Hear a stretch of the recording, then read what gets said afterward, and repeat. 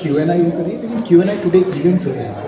ऐसे इवेंट्स हम लोग देश के लगभग 40 शहरों में कर रहे हैं, जहाँ हम जाकर उस शहर के जो टॉप प्रोमिनेंट स्कूल्स हैं उनके स्कूल लीडर्स को इनवाइट कर रहे हैं, ताकि शिक्षा के क्षेत्र में टेक्नोलॉजी किस तरीके से लाई जा सके, ताकि एजुकेशनल आउटकम बच्चों को जो डिलीवर किया जा रहा है वो बेस्ट हो सके। उस पर उनकी राय जानना चाहते हैं और उनके साथ एक संवाद करना चाहते हैं, ताकि हमने जो भी काम करा है उसके बारे में हम उनको भी बता सकें और उनके इनपुट्स भी दे सकें। तो इवेंट का पर्पस ये है कि हर शहर में जाके हम वहाँ के कम से कम 50 टॉप के स्कूलों के स्कूल लीडर्स को बुलाएं और उनसे इस बारे में संवाद करें कि टेक्नोलॉजी, पर्सनलाइज्ड लर्निंग, इन सब का शिक्षा में हम लोग किस तरह से इंक्लूजन कर सकते हैं। पहला एस्पेक्ट ये होता है। इसके साथ ही हम लोग चूँकि उन शहरों में आए हैं और टॉप के स्कूल लीडर से मिल रहे हैं, तो एक छोटा सा हमारा अवार्ड सेरेमनी भी होता है, जहाँ हम उनको अवार्ड करते हैं, ऑनर करते हैं उनके कॉन्ट्रीब्यूशंस को। तो अभी तक हम लोग 16 शहरों में भी कर चुके हैं। नोएडा हमारा 17वां शहर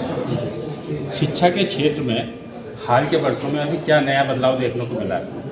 शिक्षा के क्षेत्र में टेक्नोलॉजी का प्रभाव सबसे बड़ा, कोविड में ये चीज़ काफ़ी जल्दी हो गई, लेकिन पिछले 2 साल में जिस तरह से एजुकेशन में चीज़ें बदल रही हैं, टेक्नोलॉजी ख़ास तौर पे AI जिसके बारे में हम लोग बात करते हैं, उसको सही तरीके से एजुकेशन में किस तरह से उतारा जा सकता है, ये सबसे बड़ा बदलाव है। हम लोग की जो शिक्षा नीति है या जो हम लोग जिस तरह से पढ़ा रहे हैं, उसमें जनरली हम लोग ग्रुप में पढ़ते हैं, क्योंकि भारत में इतने बच्चे भी हैं, पॉपुलेशन, तो इंडिविजुअल स्टूडेंट के लिए हर बच्चे को उसके लेवल पर समझना और पढ़ा पाना ये बहुत मुश्किल है। लेकिन टेक्नोलॉजी की वजह से ये चीज़ सॉल्व होगी और ये पर्सनलाइजेशन इसको कहते हैं। तो पर्सनलाइजेशन एक बहुत बड़ा चेंज है जो शिक्षा के क्षेत्र में आया है। डिजिटल लर्निंग के बढ़ते प्रभाव के बारे में आप क्या कहते हैं? सर, डिजिटल लर्निंग का प्रभाव है क्योंकि उससे 2 चीज़ें सॉल्व हो रही हैं। एक अफोर्डेबिलिटी, यानी कि महंगी नहीं, आप रिमोट एरिया में भी जाके पढ़ा रहे हो सस्ते दामों। अफोर्डेबिलिटी और एक्सेसिबिलिटी, कि हम यहाँ बैठे बैठे दिल्ली में बेस्ट टीचर्स के थ्रू नॉर्थ ईस्ट के गांव में भी बच्चों को पढ़ाता है। तो टेक्नोलॉजी के आने से डिजिटल लर्निंग का जो सबसे बड़ा कंट्रीब्यूशन है कि वो शिक्षा को स्केलेबल, एक्सेसिबल और अफोर्डेबल। नई शिक्षा नीति 2020 के बारे में आप क्या कहना चाहेंगे और उसके सकारात्मक प्रभाव क्या है? तो सकारात्मक प्रभाव तो सबसे बड़ा ये है कि जो हम लोग जिसको कहते हैं रोट लर्निंग है, जो किताबी ज्ञान की हम लोग सिर्फ याद करके एग्जाम्स दे रहे हैं, उससे बाहर लाने की कोशिश की जा रही है, जहाँ स्किल पर काम किया जा रहा है। क्योंकि आज से 20 साल पहले, 30 साल पहले जिस स्किल की ज़रूरत थी, आने वाले ज़माने में उस चीज़ की ज़रूरत नहीं है। तो जो new age skill, 21st century skill कहते हैं, उन सब चीज़ों पर फोकस करने के लिए NEP बने।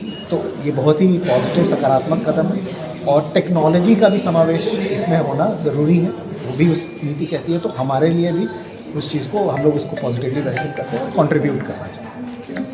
नॉर्थ रीजन में कहाँ तक आप गए हैं? सर, नॉर्थ रीजन में हम लोगों ने अभी रिसेंट पास में दिल्ली NCR में बात करें तो हमने फरीदाबाद में किया था, आगरा में हम यहाँ पे कर चुके हैं, साथ ही हमारा सोनीपत में हमारे कुछ टाइप्स हैं, करनाल, चंडीगढ़, जम्मू, इन सब शहरों में हम पहले कर चुके हैं, देहरादून।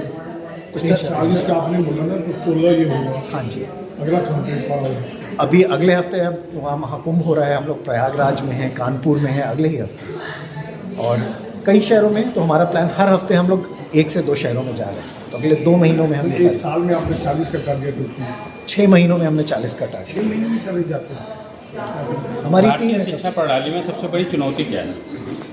हमारे शिक्षा प्रणाली में सबसे जो चुनौती कह लें या वो स्कोप ऑफ इम्प्रूवमेंट है, वो यही है कि जिस तरीके से हम पढ़ा रहे हैं, ट्रेनिंग टीचर्स की किस तरीके से हो सके और टेक्नोलॉजी के थ्रू हम हर बच्चे को उसके लेवल पे कैसे समझा सकें। तो टेक्नोलॉजी की अंडरस्टैंडिंग टीचर्स में, ये अगर हम ला दें, क्योंकि टीचर्स को रिप्लेस नहीं कर सकते आप एजुकेशन से, टीचर हमेशा रहेंगे, वो कोई रोबोट आके नहीं पढ़ाएगा।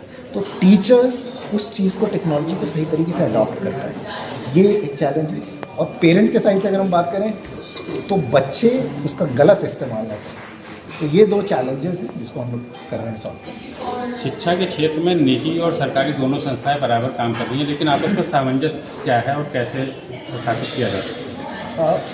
मेरे ख्याल से ये तो पॉलिसी लेवल पे जिस तरह से काम हो रहा होगा, लेकिन हम चूँकि प्राइवेट स्कूलों के जैसे इलीगल्स के थ्रू प्राइवेट स्कूल्स को रीच आउट कर रहे हैं, लेकिन हम सरकारों को भी अप्रोच कर रहे हैं, एजुकेशन डिपार्टमेंट्स को भी। और हमने देखा है कि आज की डेट में जो प्राइवेट स्कूल्स में जिस तरह से स्कूल लीडर्स की सोच पॉजिटिव रह रही है या अफर्मेटिव रहती है कि हम इन टेक्नोलॉजी चेंजेस को लाएं।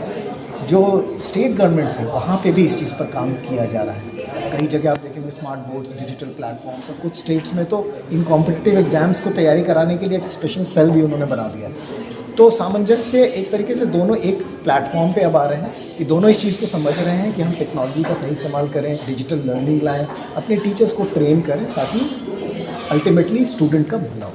सामंजस्य की बात हो चुकी है, सरकारों की बात है, तो I think they are working on, और ये पॉलिसी लेवल का डिसीजन है। आई थिंक उस पर स्कूलों से क्या रिस्पॉन्स आ रही है? रिस्पॉन्स देखा हमने काफ़ी सिंपल। हाँ जी, हाँ जी, क्या रिस्पॉन्स? रिस्पॉन्स काफ़ी पॉजिटिव रहता है। तो होता है कि अभी हम लोग जैसे यहाँ पे उनकी बात सुनते हैं, हम अपने बारे में भी उनको बताते हैं, और उसके बाद फिर हम यहाँ आके इनसे इंडिविजुअली स्कूल्स में मिलते हैं अपने प्रोग्राम्स के बारे में बात करने के, और फिर हम लोग स्टूडेंट से और उनके अभिभावकों से भी मिलते हैं। तो रिस्पॉन्स हमारा काफ़ी अच्छा रहता है। जिन शहरों में हम गए हैं वहाँ कई हमारे टाइप्स ऑलरेडी हो चुके हैं आने वाले साल के लिए, तो रिस्पॉन्स काफ़ी पॉजिटिव है। सिलेक्शन कैसे करते हैं स्कूलों का? सर हम लोग पहले कई सारे पैरामीटर्स होते हैं, उनके प्रीवियस रिजल्ट्स किस तरीके हैं, उनकी स्ट्रेंथ क्या है, फ़ी क्या है, उनकी बैकग्राउंड कितने साल से इस्टेब्लिश्ड हैं, किस तरह के उनके स्कूल लीडरशिप है, इन सब पैरामीटर्स को रख के हम लोग सर्वे कराते हैं, रिसर्च कराते हैं, उसके बाद इनको हम लोग रिजल्ट। क्या ये प्रोग्राम आप रूरल एरिया में भी करेंगे? अभी तो अर्बन में अब तक जो भी आपने बताया सारा अर्बन एरिया, क्या रूरल में करने का प्रोग्राम? टियर 2 टाउन्स तक तो हम लोग गए हैं, पर अगर आप बात करें कि और छोटे शहरों में, तो हम लोग जहाँ बिल्कुल रीच थोड़ी लिमिटेड है वहाँ हमारा अप्रोच है कि हम स्टेट गवर्नमेंट्स के थ्रू, क्योंकि जहाँ बिल्कुल सरकारी बच्चे और अफोर्डेबिलिटी की बात है वहाँ सरकार के साथ आपको बात स्टेट गवर्नमेंट